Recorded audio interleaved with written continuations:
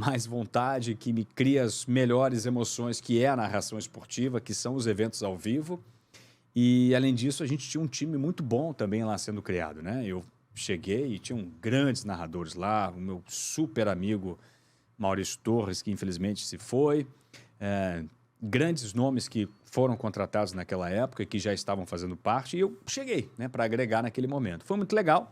Naquele momento, a Record tinha alguns eventos isolados, então, digamos assim, nessa entre-safra de eventos, eu era repórter, né? Trabalhei no Esporte Fantástico, no programa que era o programa esportivo da Record durante alguns anos, onde eu tenho, melhores recordações também, um programa maravilhoso, onde eu conheci gente super talentosa, profissionais sensacionais, maravilhosos. E a Record foi, assim, catapultou, né, de fato, o meu trabalho. Foi um local onde eu tive que começar a aprender a modificar a minha maneira de conversar, né? Porque é muito curioso quando a gente... Opa, chegou aqui, legal, um pistácio. É muito curioso, JP, quando a gente está trabalhando de fato com jornalismo, o quanto isso é diferente em relação aos públicos que a gente atinge, né?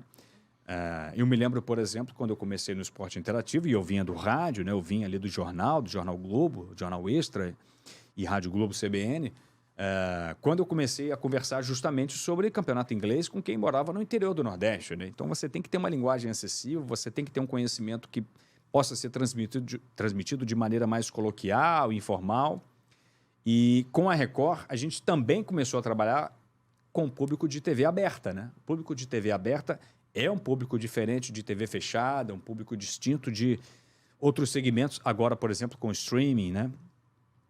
Então, e ainda mais porque a gente está falando de um público de TV aberta, estava vendo esporte, mas não era assim, o foco principal do canal como era o esporte interativo, né? Não era, e muito bem observado, e mais, era um público que não tinha conhecimento sobre o assunto. Né? Falei de boca cheia, perdão, mas eu tinha que interromper. Não tem problema. E isso é muito curioso, porque a gente falava...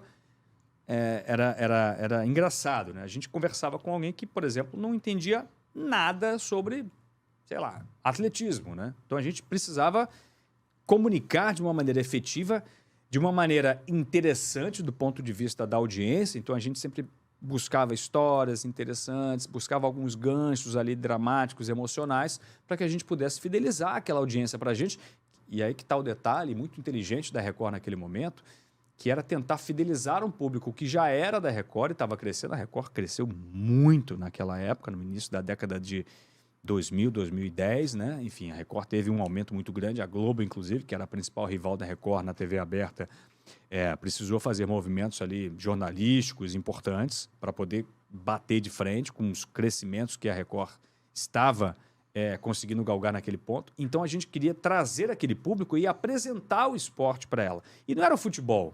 Era o atletismo, era a natação, era, sei lá, o vôlei, o basquete. Então, era um desafio imenso. Trazer aquele público, comunicar de uma maneira eficiente, palatável, curiosa, interessante, sedutora quase do ponto de vista de audiência. Não, e é engraçado que você falou assim, não era o futebol, mas também tem futebol na Olimpíada, tem futebol no PAN. Sim, mas é um futebol que não é o futebol de clubes, né? Não, mas mesmo assim, é uma galera que talvez não acompanhe. Você tá falando com uma dona de casa, com uma senhora de idade, com um cara que não liga. Incrível a nossa audiência. Incrível, incrível. A gente tá falando desses esportes assim que parecem mais distantes, mas até mesmo o próprio futebol, de vez em quando...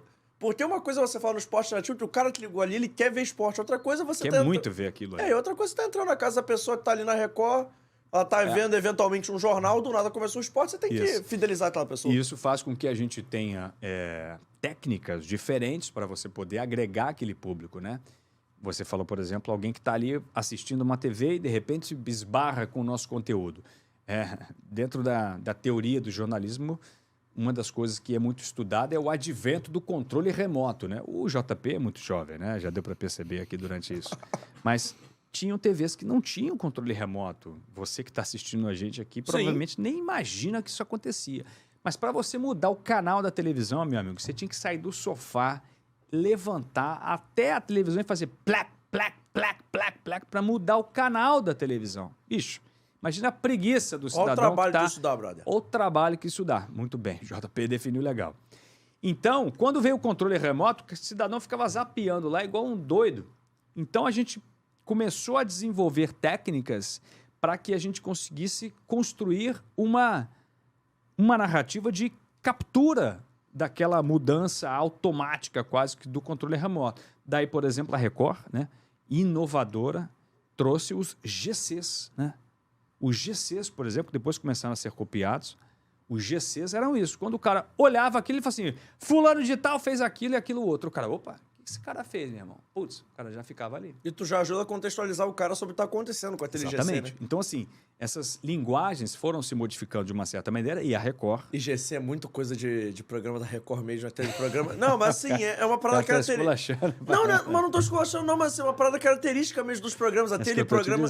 Tem programa da manhã, tinha lá... Tipo assim, tem sempre um GC grandão. Exatamente. Cores mais vibrantes, uma chamada um pouco mais chamativa, né? Mais apelativa, talvez. Sim. Mas o que eu quero dizer... Não foi nem pejorativo, não, mas assim, é bem característico. Você liga na Record, vai ter sempre um GC. Independente se é um jornal, se é um esporte... E você pode perceber que hoje em dia os programas, sobretudo os programas mais, digamos assim, populares, eles têm esse tipo de recurso, porque... a gente precisa captar a atenção. Não é uma coisa ruim, é uma coisa onde a gente precisa captar a atenção. Hoje em dia, a gente tem o clickbait, né? O que é o clickbait?